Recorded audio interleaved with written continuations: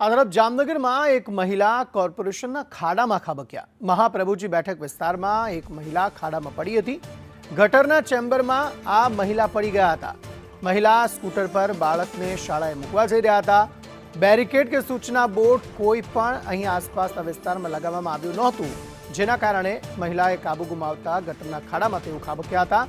ઇજાગ્રસ્ત મહિલાને તાત્કાલિક સારવાર અર્થે હોસ્પિટલ ખસેડાયા છે। ઉપેન્દ્ર ગોહિલ આ અંગે વધુ માહિતી આપી રહ્યા છે। જી ઉપેન્દ્ર।